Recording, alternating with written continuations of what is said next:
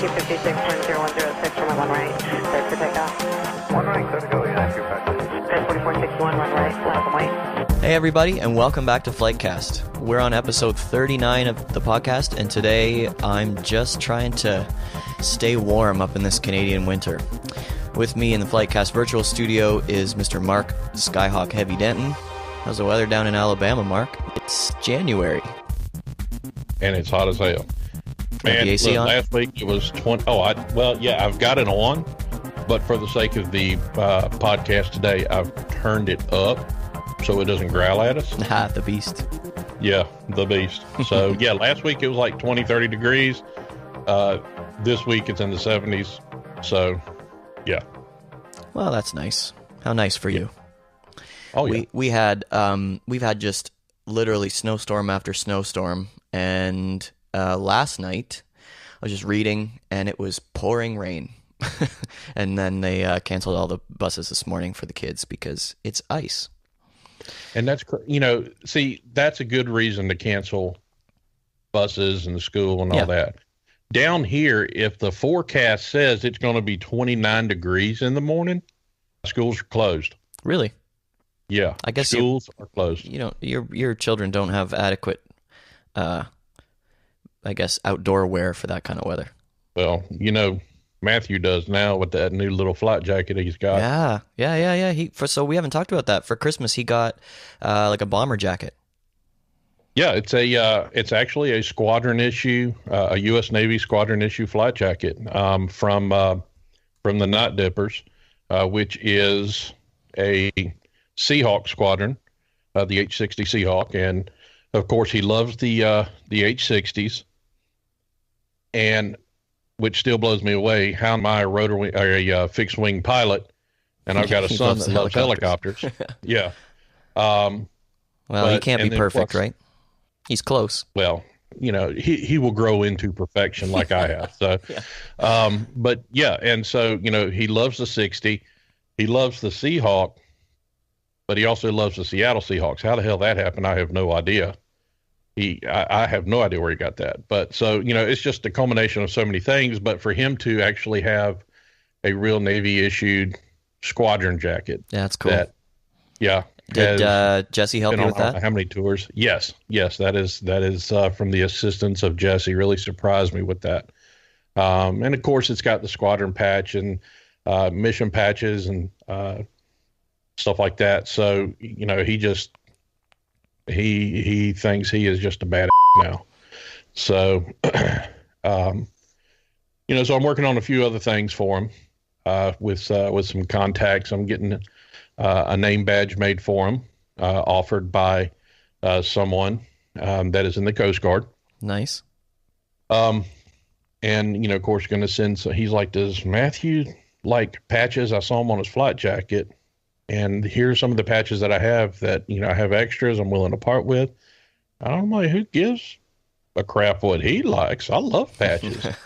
I've been wanting to make a shadow box for years of all the stations that my father was, based at. So, but yeah, it's going to be pretty cool. Awesome. And he's getting a flight suit.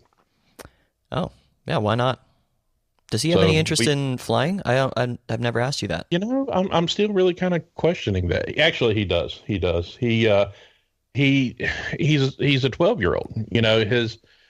His focus is not as much into aviation right now, but it is significant, more than what mine was. I mean, I've always loved aviation, had a passion for it. But growing up, I was really big into sports. And, he's big into basketball. Of course, his ninja class. He's starting to karate get into for anyone who girls. doesn't know what Mark's talking about. Oh, yeah, it's MMA, but we'll give credit to Joe for calling it ninja class, and it's just kind of stuck. Yeah. So of course girls, but yeah, he loves aviation. He still stops and looks up when he hears something and tries to guess what it is. He loves going to the museums, the air shows, and he loves going with me when I go spotting. So cool. I still got to take him up. I haven't taken him up yet. For anyone wondering who we're talking about when we say Jesse, that's Mr. Jesse Roberts, and he is Speedbird 203 on Instagram and on the community forum. And we've actually had him on the podcast, so you can go in the footer of the website, you can search for Jesse and that episode will come up. At Speedbird 203, he loves trolls. Loves trolls. Yeah. Mark, what's going on in the Infinite Flight pilot community this week? You know what, man? I have seen an increase of people that are flying. Like, for example, in the fighters, you know, we have our speed regulations and rules on the expert server. And I myself have ghosted several, probably more in the past couple of weeks than I did in the last 3 or 4 months of 2016. Just flying 1,200 knots at 10, 15,000 feet. I mean, come on, guys. Yeah. You know what I think that might be attributed to to some degree is new users who don't, you know, they've never seen the forum posts before warning against that, and there's really no. Well, here's my question. You would think that, but when you pull up their account, well, when I pull up their account, and you know, and of course I screenshot everything, and they've got 400,000 XP. Oh well, okay. There goes or that 200 idea. or 300. Yeah, if they've got question. You know, do they have 40,000? Yeah. Do they have isn't there like a barber pole and a shaker stick and a Not audio? on the fighter. Not in the fighter. Okay. Yeah. All Not on the well, fighter. That explains that. Yeah. But still, it's been around long enough, and these are people that are in the community on the forum. So interesting. Yeah, I may have to repin that just it's as good a reminder. Yeah, probably a good idea, and it's good that we're talking about it here. So maybe we can catch a few other people just by way of listening to the podcast. Any interesting video tutorials coming out for pilots? You know, I'm getting a lot of requests, which is good. Of course, you know, I did the graphic last year sometime, actually, probably a couple of years ago, where people were asking, they wanted the HUD to be explained, you know, what each thing means. And of course, I have the graphic for that, but I'm probably going to do just a short tutorial and break it down on what it means. So, and I'll probably update that a little bit. You know, but, you know, a couple of the ones that I have lined up is like understanding what give way means when, you know, ground tells you to give way to aircraft to your left, right, ahead, you know, whatever, what that actually means. Okay. How to calculate your descent, because apparently people who call inbound 10 miles out from the field and are at 40,000 feet, but they're coming inbound for landing in an A380, have not properly calculated their descent. Yeah, I saw a post about that. Yeah. And then, of course, you know, things like ground speed versus knots indicated, you know, airspeed, you know, just, you know, things that are very, knowledgeable and to help people to have a better understanding of what everything means. Okay. You know, both within the sim, but also within real world applications. So. And Tyler is going to be starting up his ATC tutorials again in the coming weeks, so we're told. So you guys can look out for that at youtube.com/infiniteflightapp. And I'm thinking about doing one for Tyler on fog. Understanding, you know, the fog different types of fog. Like right. That's right. a good idea. So, yeah. There's an inside joke there for anyone who's just tuning in and doesn't know what we're talking about, but we'll explain that one later when Tyler's here to defend himself. The latest video that you posted, the assault takeoff and landing in the C-130, is the bomb. So anyone who hasn't seen that one, go and definitely check that out on the YouTube channel. Yeah, that's a lot of fun. And just for, you know, people have asked me, you know, where did you get the numbers from as far as the speeds and stuff like that? And of course, I have a lot of access to C-130 people, with my father being in the Coast Guard on C-130s. And so, you know, I've gotten to get a lot of information, but actually came across a Blue Angels video. Laura actually sent it to me when we were trying to figure out the physics of it, how to properly, you know, get the weight and the friction and all that in the air, since we can't feather props and all that in the aircraft right now. And in this video for the Blue Angels, it actually, you hear all of the call outs from the flight engineer. Oh, cool. Yeah. So that's what I'm really basing it on, along with the information that I've received from a lot of the flight engineers that I know, a couple of the other pilots. Now, what's cool is Tyler met someone that he was speaking of in the last FlightCast, where they do things a little bit differently, and each branch of service, anywhere from the Coast Guard to the Air Force to the Navy, so on and so forth, actually do assault landings a little bit differently. So, it's pretty interesting to hear how the other branches, they do their speeds, how the Coast Guard does theirs, how the Air Force does theirs, how the Navy does theirs, even the Marines. So, but yeah, the ones that I put into the video are strictly based off of the information that I received regarding Fat Albert, which is why I used Fat Albert in the video, and the call outs in the video. Okay. So nice. But yeah, that was a lot of fun. Boeing 777X from the forum is asking how the development of the DC-10 and MD-11 are going. Got anything for us there? They're going. There's a lot of work that's having to go into that. Nothing that I can really share right now, but all right, but it's going. It's going daily. Everybody's working hard on everything, so we still have a long ways to go, though. But people are going to be extremely happy. All right, awesome. Well, man, should we introduce our guest today? He did take some time out to join us today, so why not? He's literally just standing by, so let's do that. Duncan Gillespie is a Dash 8 Q400 pilot for Sky Regional here in Canada, and before that, he held positions with Porter Airlines on the Q400 and Cameron Air in the Cessna 208 and 206. Today, he's joining us from his home in Toronto, Ontario. Duncan, welcome to the podcast. Hey guys, how's it going? It's going well. Thanks for being here. It's going great. Yeah, I appreciate you being here. Another Cessna pilot. That's what I'm talking about. See, I've waited a long time for this. And here's I'll tell you the secret with Cessna pilots. If you've flown a 172 or a 150, you've flown a Caravan as well. Oh yeah. Very, very similar. Yeah, it just feels like a big 172. Now, see, for me, I've never flown in a 150 or a 152. It's a go-kart with wings, in my opinion. And when your call sign is Skyhawk Heavy, which I was actually given that by ATC here in Mobile,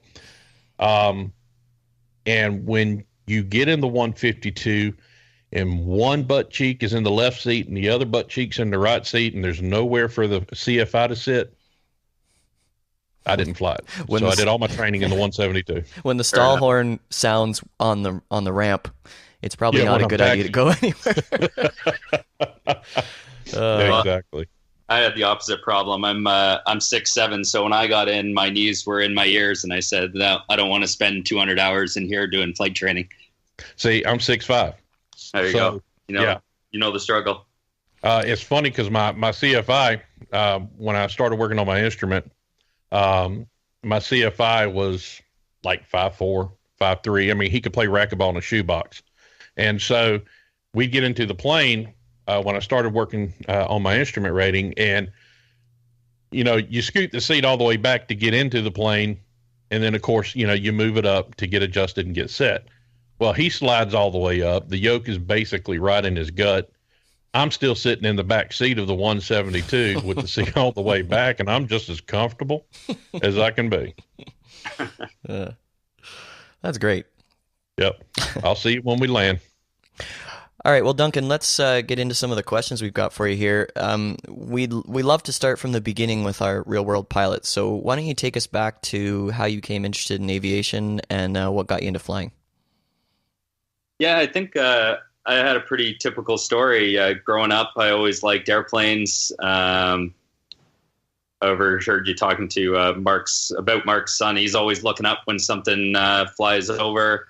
And, I always played the video games that had planes in them.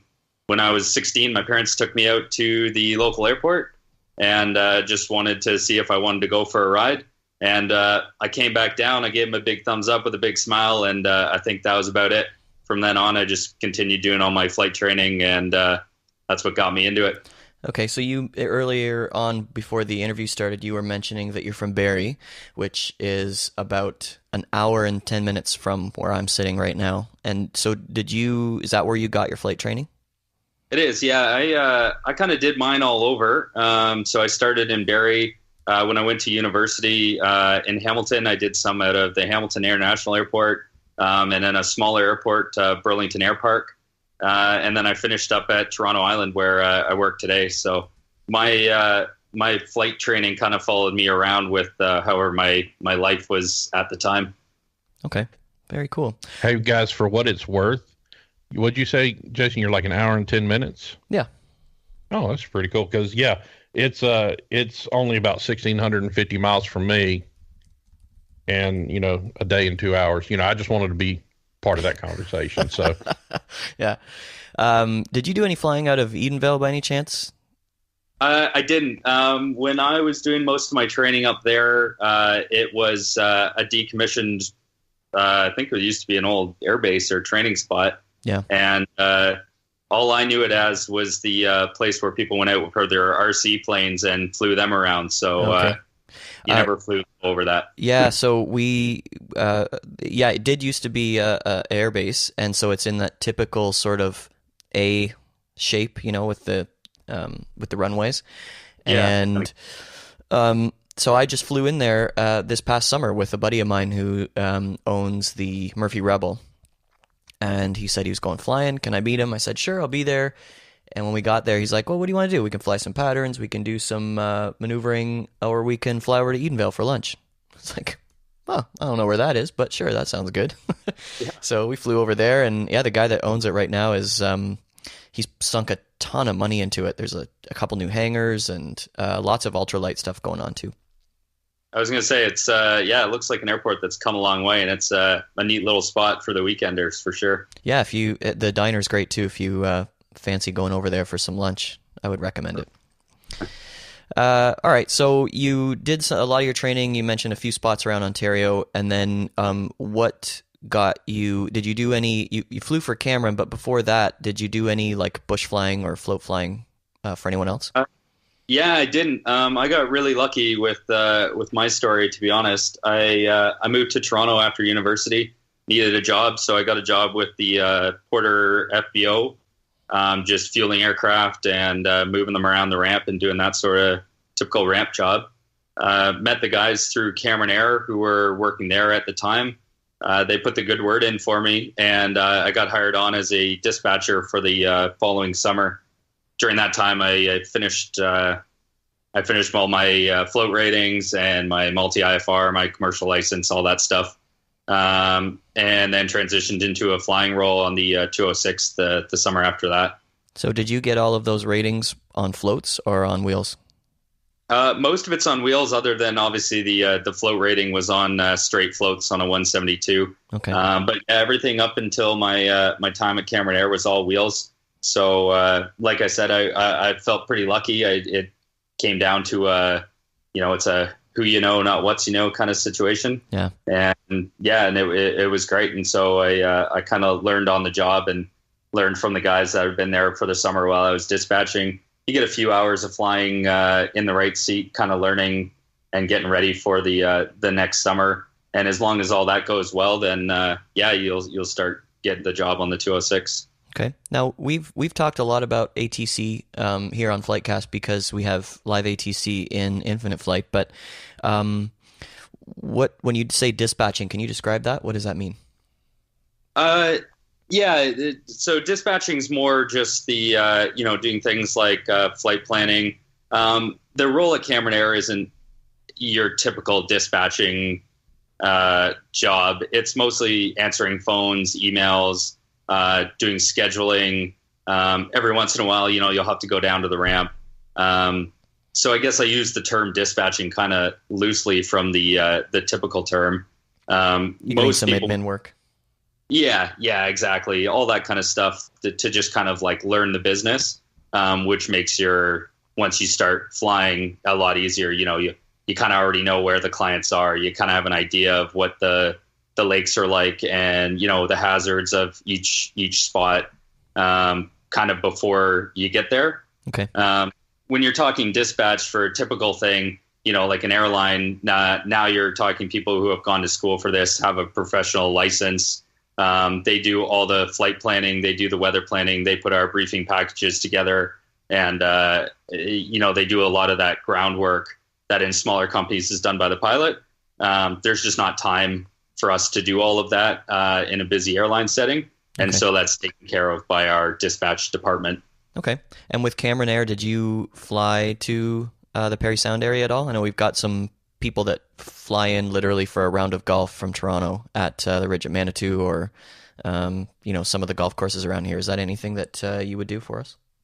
Yeah, I was in Parry Sound very often. I'm very familiar with the airport. About halfway through my career at Cameron Air, our maintenance department moved to the Parry Sound Airport. Okay. So whenever maintenance, like longer stuff, if it was just, longer checks, or if we were up there and needed kind of, I don't want to say emergency maintenance, but lack of a better term, something done quickly, then we'd fly over to the Parry Sound Airport and get that done. In there often for fuel. I like the restaurant there. They had ice cream, so that was another good reason to stop by. So between there and the Muskoka Airport, we spent a lot of time there for the Cameron Air. Awesome. It sounds like our paths have crossed maybe a tad late. Yeah, exactly. I'll make a trip down to the city and we can grab a drink or something. I'm still good buddies with the guys at Cameron Air, so I'm sure I can let you know when they're there in the summer and you can go say hi. Yeah, definitely. I'd love that. All right. So is the Q your first turboprop type rating, or how did that sort of come about with Porter?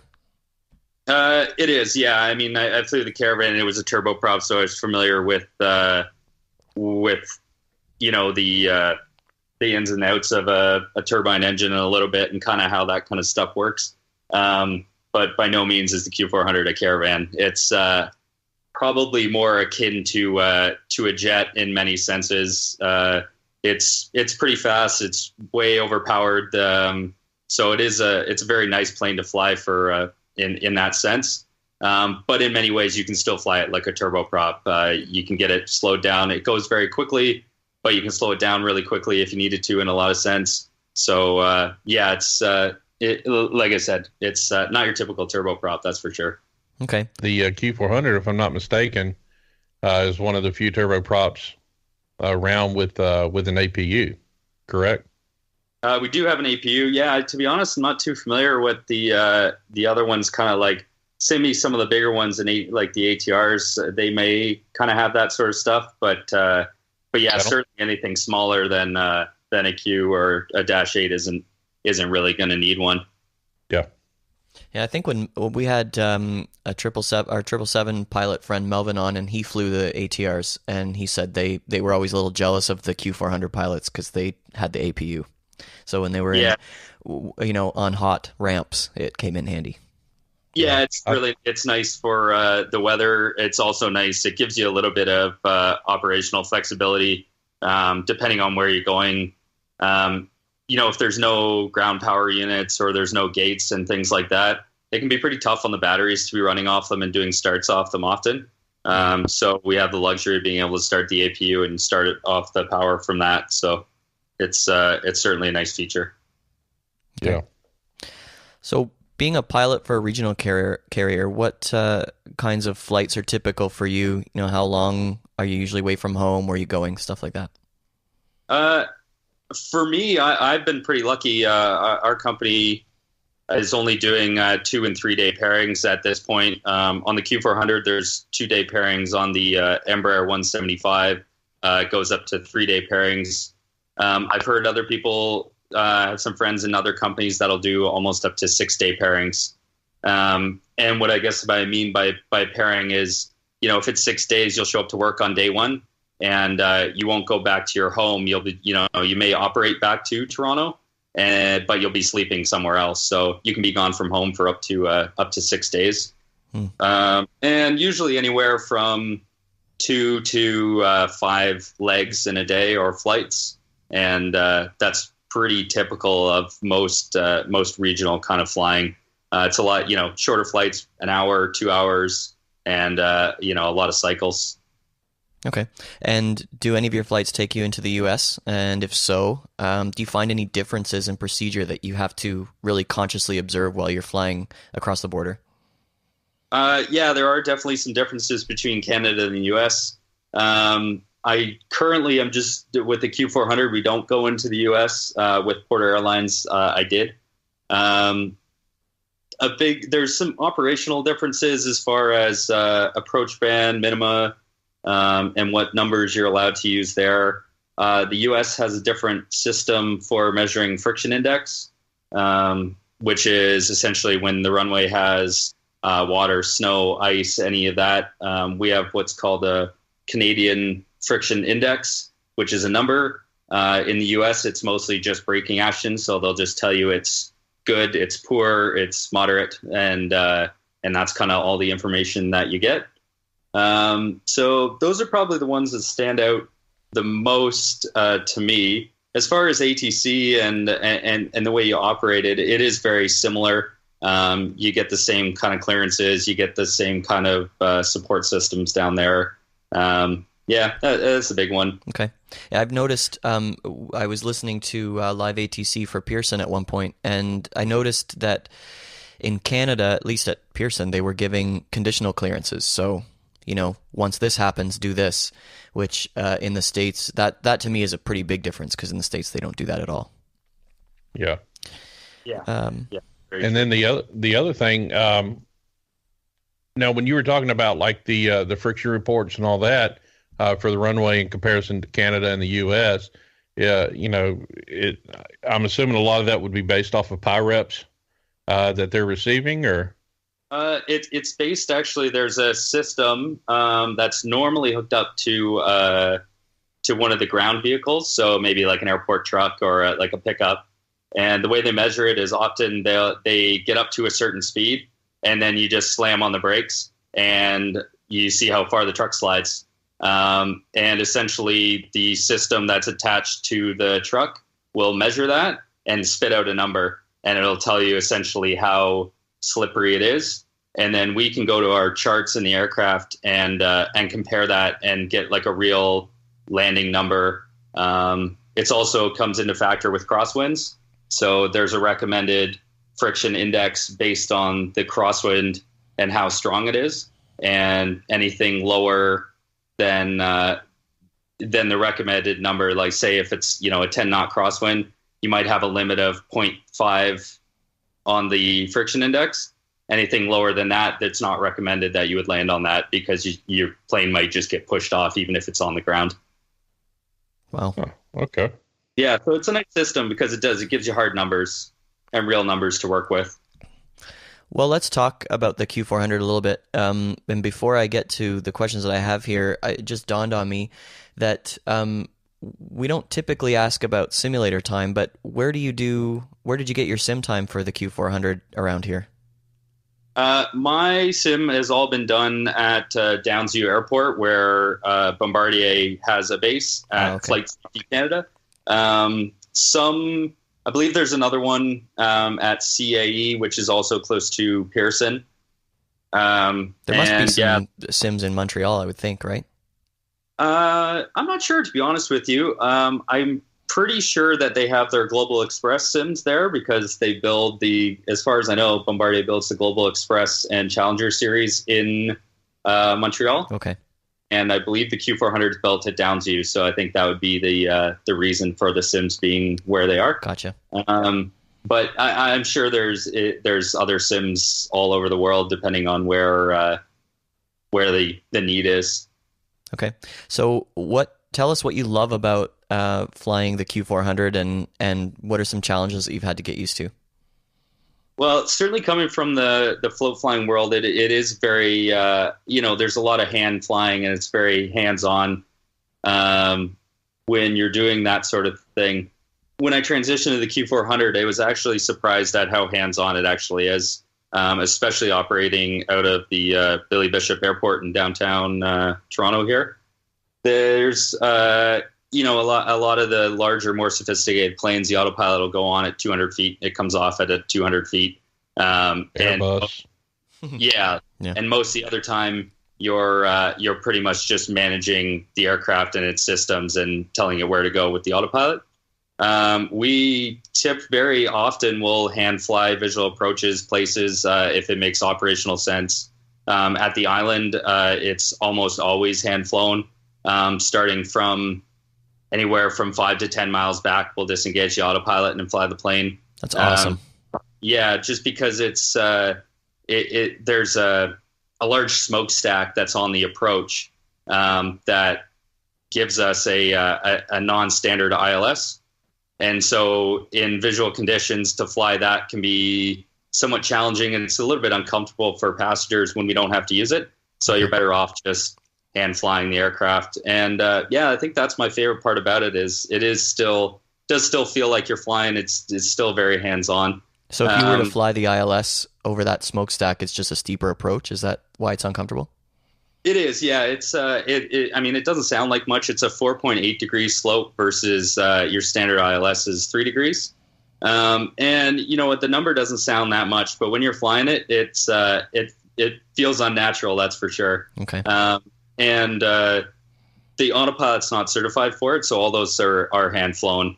So that's another fun thing about the queue and operating out of the island airport is, it's a very unique approach. There's very few airports in the world that have approaches that are like that, and that you have to hand fly all the way down to, I think we have a minimum of 300 or 300 feet above the ground. So it's it gets you pretty close at a pretty good angle. So yeah, and the view is ridiculous. View is amazing. I love operating out of the island for that reason. For passengers and pilots, you're pretty much getting a scenic flight of downtown on every approach and departure. Yeah, it's great. So when you say, I'm just going to dwell on this smokestack approach here. Don't the prevailing winds usually take you in on, is it 08? Yeah, there is 08. To be honest, the winds are usually out of the west more often, and so the 26 is probably the approach that we would do more often than not.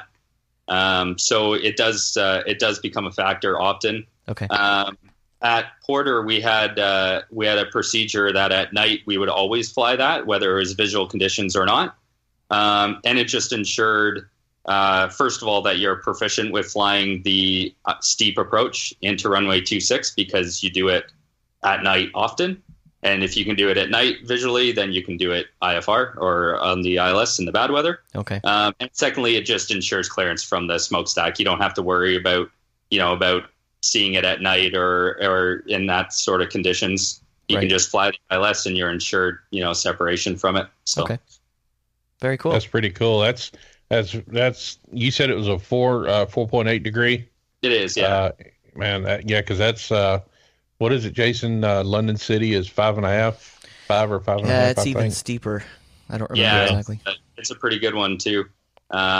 So similar in that sense, and it is a restricted approach. I think to be honest, the only companies I know are Porter Airlines, Sky Regional, and oddly enough, Cameron Air are the ones that are that have the op spec to fly that approach. Okay, awesome. I've got to make sure that I give that a whirl at one point. We've got actually. So you have to get signed off for those approaches? Yeah. So number one, the plane has to be certified. I believe the Q is the only one at the island that's certified for it. The company has to get an op spec, or it's essentially special permission to be able to fly a restricted approach. And that comes from Transport Canada. And to meet that, there's a whole host of requirements as far as training and recency and things like that to be able to fly it. My last sim day is always dedicated to flying the abnormal procedures at the island. So doing things like just normal visual approaches, doing this ILS steep approach. And then there's an RNAV approach for 08 that's restricted as well. One little side note here, Duncan. Are you allowed to share op specs? In what sense? Can I see them? Yeah. You know what? Yeah, as far as I know, it's published. Okay. It just, there's a note on it that says this is a restricted approach, and if you don't meet these criteria, then you're not legally allowed to do it. Okay, I'll tell you why I'm asking. Our what you might not realize is our sim, Infinite Flight has regions right now, so you can fly in the Chicago region or the New York region or whatever, and there's a fixed number of them. And they're preparing right now over the last couple of years to launch global in the sim, so you can fly around the globe. It'll have what's it called, Mark? LNAV. Yeah. Yep. And our airport editing friend Henrik Berg, who's one of the forum moderators, shout out to Henrik. He did. We have an airport editing team, and we've interviewed them before, and so they're creating airports like mad. They won't be creating all of the airports in the world, obviously, but they're doing tons of them. And Henrik did last year Pearson International in Toronto and Billy Bishop. And I think he did my local field here in Parry Sound as well. So, cool. So we'll be able to. That's why I'm asking about the op specs for that approach, because they may not realize yet that runway has a different ILS. Yeah, cool. Yeah, you're. It should be published in. It's somewhere. It probably won't be published in the standard places, but you can probably download it online. Okay. I was going to ask if you knew of any websites that you can, get approach plates for or anything like that. There's a couple that, of course, I have access through AOPA where I can download, approach plates, airport diagrams, whatever I need. But there's also several websites that you can go to that will offer, offer the charts or the plates that you need. You just can't really use those for accuracy. Exactly. Okay. Awesome. Well, I might hit you up about that after if we can't find it for ourselves. Yeah, for sure. I'll take a look and we'll get it to you for sure. Okay, awesome. So as we mentioned before we started the podcast, we've had a Flybe Q400 pilot on the show before, Arjan, and it would be cool to hear from you as well, just on some of the technical questions. So if you're up for it, I'm going to get some details from you. Yeah, of course. So how often would you guys use the set the flaps to 35 degrees in the Dash 8? Do you ever? Yeah, we at Sky Regional, we always fly flap 35 landings. Oh. It's I guess there's a few reasons for it. The first one is obviously, the plane was originally designed to land with flap 35. You're obviously going to have slower ref speeds, which equals slower ground speeds at touchdown. So you're going to stop in less of a distance. So those are some of the obvious operational ones. Flap 35 also gives you a little bit more room with regards to tail strikes. At flap 35, you're usually touching down like maybe level, if not 1 degree, like above the horizon, nose up. At flap 15, if you're at ref speed, you're already 5 degrees nose up. And the tail usually, I think, will hit the ground around 7 or 8 degrees. Oh, wow. So you're not giving yourself a lot of room with flap 15. Okay. The difference is flap 35, again, is a little bit less comfortable for passengers. When you get to flap 35, the plane tends to do a lot of shuddering. The wind noise is a lot more. The deck angle seems kind of steep. So from a passenger point of view and passenger comfort, flap 15 is nice for that. If you are doing landing at flap 15, you just have to be aware. There's a lot more pitch awareness when it comes to that. And there's just a little bit different technique when you're landing with flap 15. So both are perfectly acceptable and perfectly safe. It's just you have to be aware of what you're doing. Okay, so that might actually play into my third question, which was going to be, do you add power just prior to touching down? Because our Flybe pilot said that they actually add power when they're touching down, but he was also doing flap 15 landings. Yeah, at flap 15, I almost always landed by adding a little bit of power. I found I flew with flap 15 landings. If I flew our ref speed, which is our approach speed, if I flew at 10 knots faster, then you could fly it a little bit more nose down, and you didn't really have to add as much power. Okay. I guess the big difference with this plane when you're landing at flat 15 is, with the Cessnas, you usually try to hold the plane off and hold it off and hold off, and you get pretty high nose angles, but that's how you can get some nice soft landings. And just before the stall horn goes off. Yeah, exactly. And if you find, if you've flared a little bit too high or you're trying to correct it, usually you can do it with pitch. And so you'll just pitch up a little bit. With the Q400, because the tail is so much longer and, than the originally designed Dash 8s, you don't really have that luxury. And so when you find yourself in that situation, instead of pulling up to stop to arrest your descent rate, usually you just add power. So it took a little bit of getting used to, because like I said, I was always used to flying a Caravan where if you wanted to arrest your descent rate, you just pulled up. But that can get you in a lot of trouble in the Q400. Okay, awesome. Well, damn, I guess I need to do another tutorial with Flaps 35 then. There you go. Like I said, Make work for Mark. it just gives you a little bit of leeway with the tail. You never even really come all that close with flap 35. Whereas flap 15, you were making pitch awareness calls fairly regularly.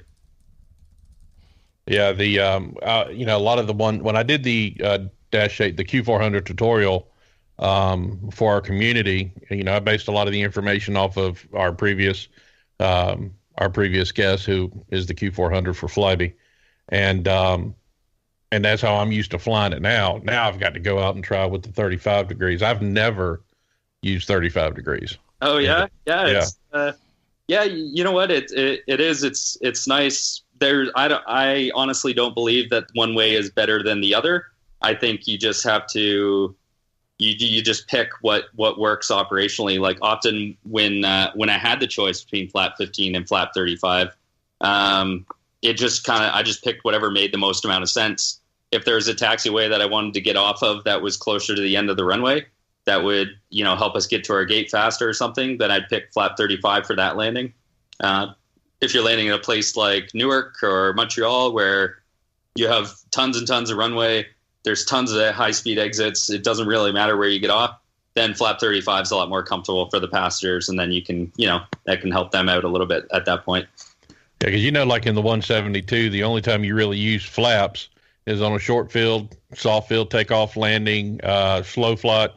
But other than that, when you're landing on a field that's got a 5,000 or 6,000 foot runway, well, who needs flaps? Yeah, exactly. Yeah. So Duncan, this was obviously an awesome career move for you going to the Q. Do you see this as a stepping stone to going mainline on a jet of some kind? Do you have aspirations of becoming a Q400 captain? What's the next move, do you think? Well, they're actually, my company's retiring these aircraft, and another one's going to be taking over the run out of Billy Bishop, and I'm transitioning to the Embraer 175 in March. So yes, it's nice. Very good stepping. So wait a sec. They're going to be operating the Embraer 175 out of Billy Bishop? No, it'll be out of Pearson. Oh, okay. Yeah, there's okay. Still a restriction on jets out of the Billy Bishop Airport. Just it's been in standing forever. It's politics, right? I know. Yeah, exactly. There's talk of trying to make that switch, but as far as I know, the little bit that I know, it's not in the cards right now. Okay, and they'd have to. 175 is such a sweet plane, though. Yeah, I'm looking forward to it. Everything that I've been told is it's half the plane that the Q400 is. So that's kind of nice. It'll be, it's easier to manage. There's a few different systems on it, things like that. But like I said, I really enjoy the Q400 because of its, it is hands-on. It still feels like a real plane, and that's something nice about it. I do have one quick question, Jason. I don't know if you were going to ask it, but I'm going to go ahead and ask it. One question that I do have as far as for takeoffs, typical, let's say, max landing weight, just on average, using an average weight. I know there's several factors that go into play here, but, flap settings, generally 5 degrees? And I know runway length and all that still goes into play, but typically I do 5 degrees in the sim, and then I might throttle anywhere from 90 to maybe 94%, sometimes even 90%, because it's like a rocket. So I just wanted to kind of get your take on what your experience is with an average number for that. Yeah, definitely. So from the island at gross weight, you're almost always flap 5. And in a hot summer day, you're probably normal takeoff power, which is 90%. And that's usually pretty typical. Maybe in the wintertime, you might get that down to maybe an 85, 87%. If you're at full weight. If you're really light, I've had flap settings of 5 degrees and 81% torque setting for takeoff out of the island. When you're talking longer runways, it's almost always seems to be a 5 degree flap setting and 81%, even at gross weight, just because you have so much more runway than the aircraft needs. That 81% is usually it's the lowest that you'll usually see. And normal takeoff power is 90%. Anything, if we needed to use more than that, if it's a really, really hot day and you're off the island because it's only 4,000 feet. Or Skyhawk Heavy's on the plane. Yeah, exactly. Then sometimes you get max. Then sometimes you get max takeoff power, which is 100%. We try not to use that because it counts as 2 cycles. I think actually 1.5 cycles on the engines. Wow. Whereas if you just use normal takeoff power, it only counts as 1. So, just operationally, to be nice to the plane, you try not to use max anything more than 90% normally or less. So, you know what? I don't even think you can set anything. It's either 100% or 90, and then it goes to 87, 85, 83, 81.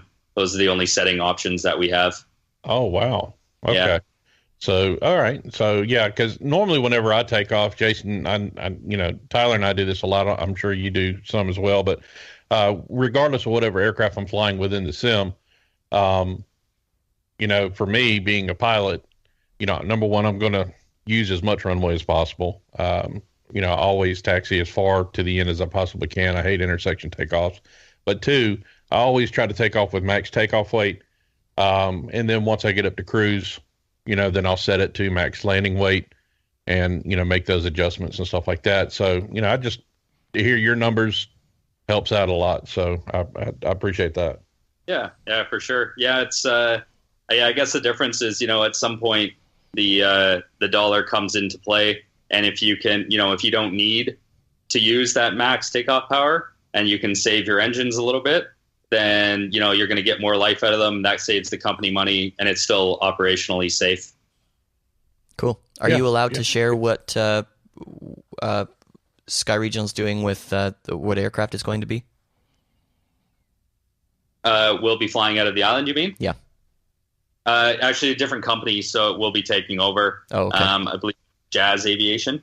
Okay. So they'll still be flying Q400s from the island. So, as far as the general public knows, it won't be any different. It's still Air Canada branded aircraft.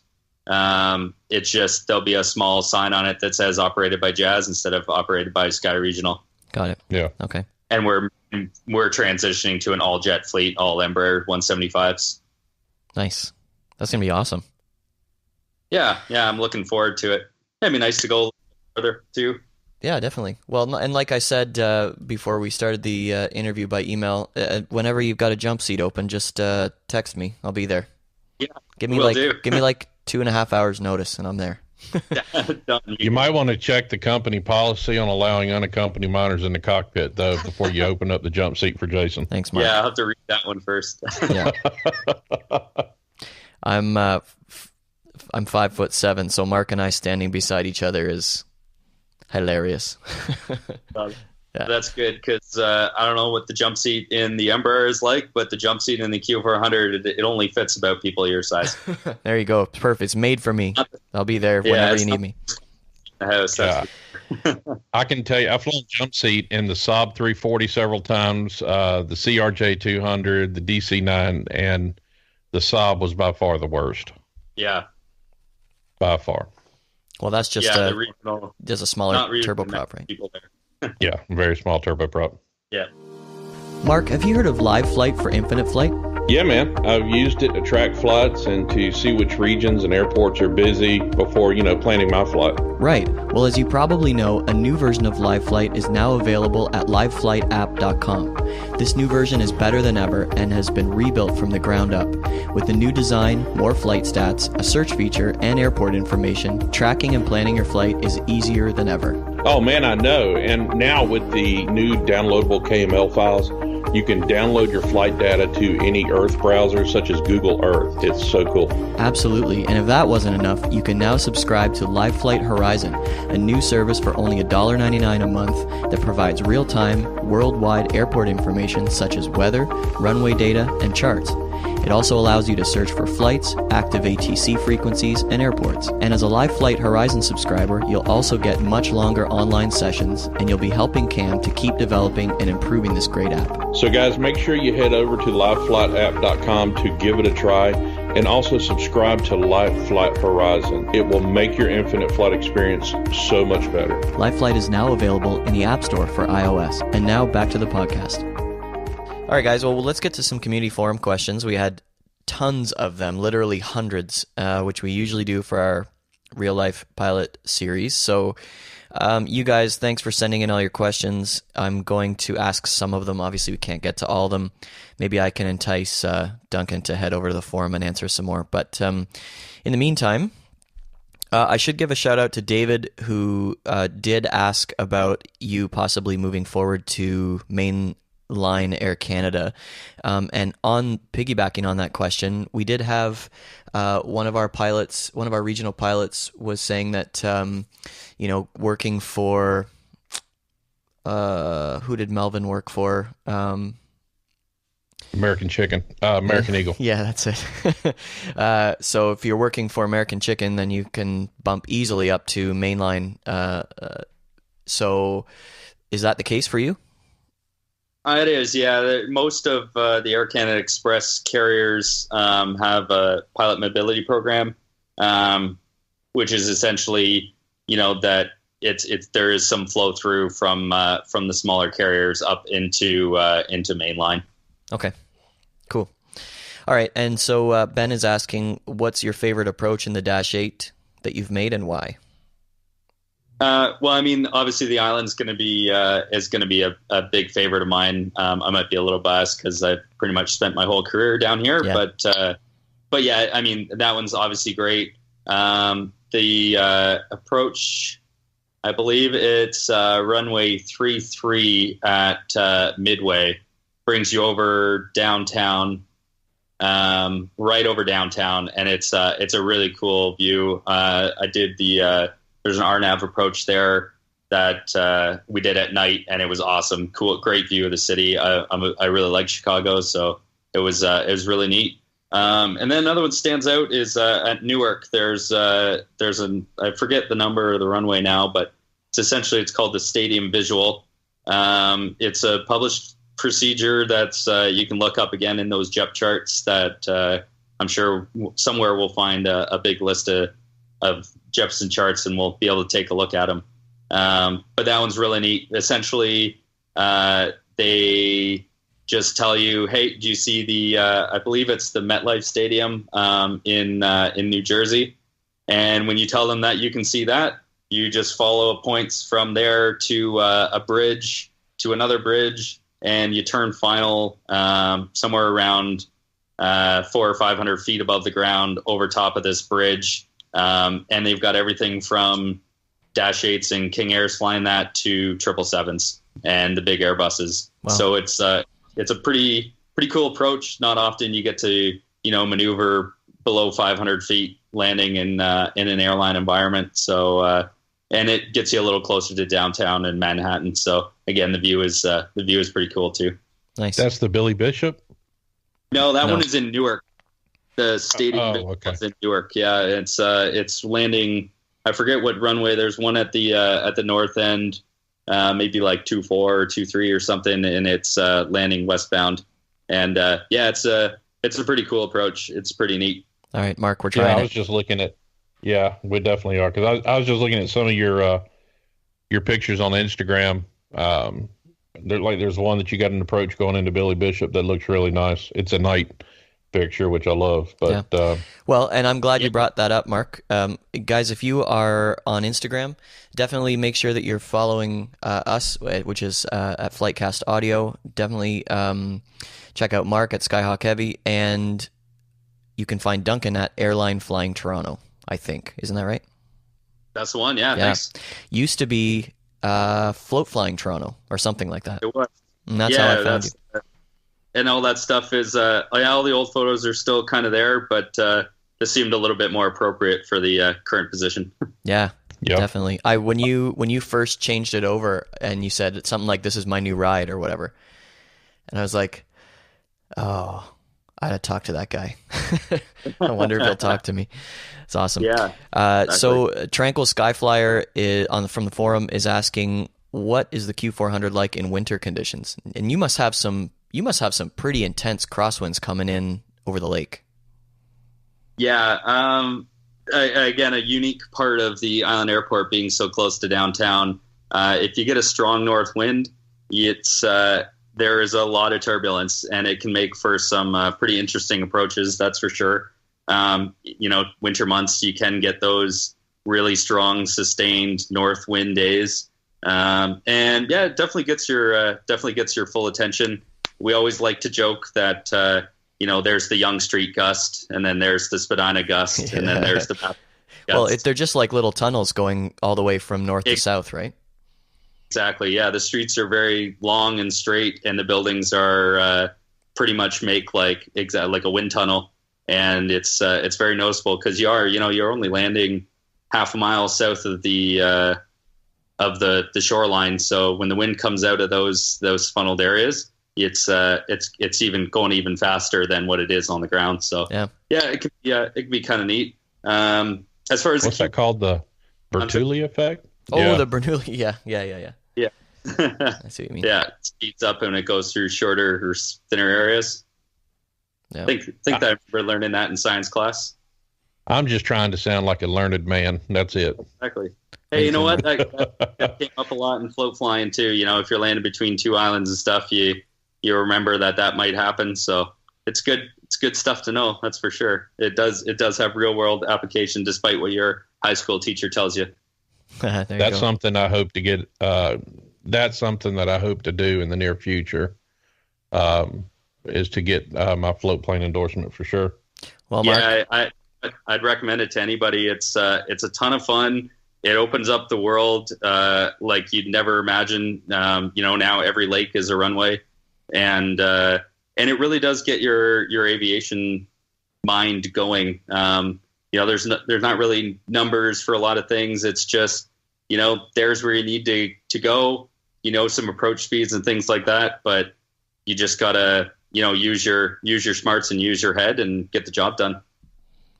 Yeah, it's definitely something that I want to do. Real quick, we've got a couple more questions. Moritz wants to know, what's the reason for the Dash 8's spoilers being extended during taxi? And I seem to remember that maybe this isn't even the case with the Q400, but it definitely is with the 100 and the 200, the earlier models. Is that something that you do taxi with spoilers deployed? Yeah, it's on the Q400 as well. Pretty much anything that's going to be on the classic Dash 8 is going to be on the Q400 as well. They are a common type rating, and it was designed for that reason. Essentially, the reason for it, there's a switch in the cockpit that tells the spoilers whether they're in ground mode or whether they're in flight mode. So obviously, while we're in the ground, it's in ground mode, and it's like the spoilers are used for the same reason they are in any aircraft. When we land, they deploy and help to kill the lift and help us stop a little bit quicker. So it's, as far as I know, the logic is just when it's on the ground, they go up, and when it's not on the ground, they go, and the power levers are far enough forward, then they retract. Yeah, that's the main reason. Okay, and it's just a simpler system, right? Than most jets with they have flight spoilers and things like that, which you don't have on the Dash 8. So Yeah, exactly. it's either you're on the ground or you're not on the ground, and if you're on the ground, you've got spoilers. That's it. Yep. Yeah. Okay. Cool. And there's a lot of what was it? It might have been a Embraer or something that touched down in Toronto maybe 8 or 10 years ago, where the landing gear collapsed, and I think the pilot was trying to salvage a botched landing, and instead of going around, he decided to try landing it anyway. Landed super hard, but he bounced first, and when he bounced, some of the spoilers deployed. Right. Because certain number of criteria had been hit, and one of those was that he had moved the thrust levers to idle. If he hadn't done that, then it would have been avoided, because the airplane would have said, we haven't hit all the criteria yet for landing spoilers. So I guess it's just a simpler system on the Dash 8. Is that really what it boils down to? Yeah, it does seem that way. You'll notice like they will be up, and then as soon as the power levers are brought like out of flight idle, you'll see them retract as soon as we start our takeoff roll. So we'll be sitting at the end of the runway, they'll be up, and you'll see them and when they go down, all that means is that the pilots have brought it out of flight idle. So it's like you were saying that one of the criteria, it knows, okay, they want to go flying, it's not an idle anymore, so they go down. Okay, and that's how we do it a lot in the sim too. As soon as we spawn in, we engage the spoilers, and then of course, right as we throttle up, we disengage them. So yeah, just to try to keep it as real as possible. Yeah, and that's exactly how it works. Yeah, we have the switch that when you go to line up on the runway, you switch it from taxi to flight, and that's all. And that's all it is. It's telling it, hey, when I bring the power up, I want to go flying, so you can retract. Cool, awesome. Jason, that pilot that you said that was flying was it an Embraer? Oh, it wasn't an Airbus or a Boeing, so it was a small passenger jet. It was of course it wasn't an Airbus. They only have two buttons, take off and taxi. So you can't tell it anything else anyway. I didn't know if you got the name of the pilot. I didn't know if the last name was Smively of that pilot or not. So, oh, sorry, Duncan. That's a little inside Infinite Flight joke. We have a guy in our community. He's one of our controllers, longtime controllers. He's the only person I know who can screw up an auto land. Yeah. Cat 3 landing, Joshua crashes. Yeah. Yeah. So, bless his heart. Yeah. Yeah. No, the autopilot's better far. I don't think his name was Joshua, but Damien is asking, this is a cool question, actually. He says, I'm currently exploring the Porter Airlines First Officer Recruitment Program at Brampton Flight Center. If you're familiar with it, which obviously you are, what are your thoughts? How necessary is a university education to obtain a job as a pilot in Canada, and I guess specifically, let's say, Ontario? Yeah, actually, this is pretty good. I am very familiar with it. I was involved in the program as a mentor for two people that I guess are hoping to be Porter Airline pilots one day. Yeah, it's a great program. It's a great way to engage with the company and get your foot in the door, get an understanding of what the company culture is like, get an idea of what regional flying is like, and if it's for you. So yeah, it's an awesome program, and you get to be able to talk to people who currently work there and get tips on how to advance your career. I certainly wish somebody, there were certain moments that I've been fairly fortunate with my career, with just jobs and stuff falling into place. But that's not always the case, and it would have been nice to have somebody there to kind of bounce some questions off of and things like that for future planning. As far as the university education goes, most of the job postings I've seen usually have on them attached either a university education or an aviation college diploma. It's not a requirement, obviously. There's nothing in the Canadian aviation rules that say that you have to have such an education. But there are a lot of pilots out there And if you're looking for something to put yourself kind of like above the next guy or girl who may be applying, it's just one more thing for your resume. So that's kind of the only reason I would maybe recommend it. Is it's just, like I said, it's another notch on your resume that separates you from the other 100 people who may be applying for the same position. Okay, awesome. A guy named Claude, who is Canadian but now living in the New York City area, he asked about the new C-Series jets flying out of Toronto Island, but that sounds like we've kind of already covered that. The C-Series from Bombardier. Is there any chance that you might be on that jet at some point in the near future? I guess you're going Embraer next. Yeah, the Embraer will be the next plan. As far as I know, the C-Series won't be operating out of the island soon. It's not to say never, but yeah, I mean, to be honest, I don't have any inside information on any of that. All I've got is the stuff that I've read in the media and the news and that sort of stuff. Stuff as well. Okay. It'd be really cool. It'd be nice to be able, because obviously the service out of downtown is very popular. It'd be nice to be able to fly to Vancouver and LA and further places from here. But yeah, that's something for the politicians and the governmental officials. I will say that at least we don't have a municipal government in Toronto who's planning on shutting the airport down like happened in Chicago.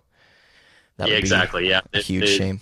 Our mayor is still very much on board with aviation in the city, and they're still very much on board with the island airport. Let me just interject here. I would prefer the ERJ over the C. What is it? The C series. Yeah, the new C series. C100, C1000, C3000. I think, isn't it? Something like that. There's a 100 and a 300 series. Yeah, there you go. It's a side stick. I mean, Mark hates the side stick. I hate the side stick. Give me a yoke. That's all I want. So you must be a Boeing man then. I'm definitely a Boeing guy. I've flown. A buddy of mine owns a Cirrus, the SR-22, and I've flown it, and it's a lot of fun to fly. It took a little bit to get used to, but I want my yoke. Yeah. But especially when you have a handheld GPS, it's easier to mount the GPS on the yoke than it is on a side stick. Yeah, you've got to give Airbus a little bit of props though. Who gets to go and fly at a major airline's A320 sim the way we got to? Oh yeah, I mean, don't get me wrong. If I was assigned to an aircraft, sure, but if I'm given a choice, Boeing, hello. Yeah, okay. All right, cool. A lot of people asked, Duncan, what was your favorite route or airport, but I think that we kind of covered that. It sounds like the island has a special place in your heart, and yeah, of course, it always will. Yeah. And then, like we discussed, those that Chicago and the Newark one are pretty neat. So, yeah, if you get a chance to do those, I'd say do it because it's a nice view. Awesome. We will be maybe looking forward to. Well, we'll certainly be watching you on Instagram. We'll be looking forward to seeing what new destinations open up, and I'm sure you'll find lots of new favorite airports and routes in the future as you expand your career. So, good luck with everything. Awesome. Thank you very much. Appreciate it. Yeah. So, Duncan, is there anything else that you wanted to add before we let you go? I don't think so. Just thanks to you guys for having me on. I enjoyed my time here. Thanks to everybody who's listening. And this is a great show. I really enjoyed it. So thank you guys. Cool. All right. I'm going to be in the city in February on my way to San Francisco for kind of a meetup that we're doing with these guys, so for a live podcast. So I'll let you know when I'm in the city, and maybe we can hook up for a drink or something. Yeah, sounds great. Cool. I probably won't be there anytime soon, so you got to come up and visit, Mark. I've got some float flying lined up and all kinds of stuff here in town. I know. I'm going to come to Canada, which you already know why I'm coming to Canada, but I'm coming to Canada. I've got to get some cigars. Of course, we can't get those here, the ones that I want, but yeah, I'll make a trip up there, but no time soon. Okay. If you're looking to do some float flying, Georgian Bay and the Muskoka Lakes are some pretty beautiful places to do it. So absolutely. Cool. All right, guys. Thanks to both of you for being here. Guys, look for Airline Flying Toronto on Instagram, and you can check out all of Duncan's flying adventures. Duncan, thanks again. Thanks, guys. We'll see you. That was Real World Dash 8 pilot Duncan Gillespie, and he joined us from snowy Toronto, Ontario on Skype. Thanks as always for listening, and if you haven't already, head over to the App Store or Google Play and download Infinite Flight. For more of the podcast, visit our website and be sure to subscribe on iTunes or YouTube. You can find us on Facebook, Twitter, and Instagram at FlightCast Audio. FlightCast is brought to you by Linkhouse Media on the web at linkhousemedia.com. We can always use your financial help to keep the podcast rolling, and a few ways to do that are by clicking the donate button at the bottom of our website or by heading to our website at flightcast.audio/shop to buy your own FlightCast gear. To cover the fine print, FlightCast is not affiliated with Infinite Flight or Flying Development Studio. I'm Jason Rosewell. Thanks for listening, and happy landings.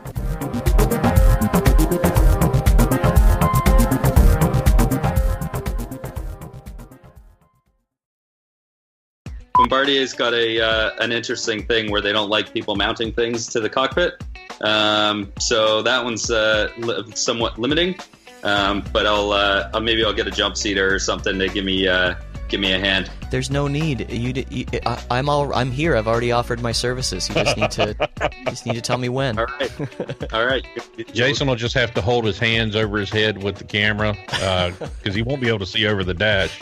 Yeah, exactly. Well, we'll get him a selfie stick so he can reach higher.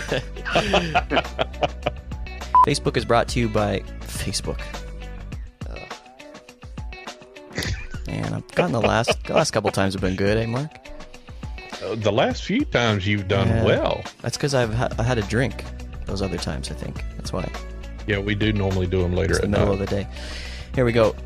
Duncan Gillespie is a Q400 pilot for Sky Regional here in Canada, and before that, held positions with Porter Airlines, also on the Q400, and Cayman. I'll throw myself on mute here, and you guys just let me know, I guess, eh? Yeah, I'll just say welcome to the podcast, and you can unmute and say hello. All right, good. I love it, man. Truly Canadian, eh?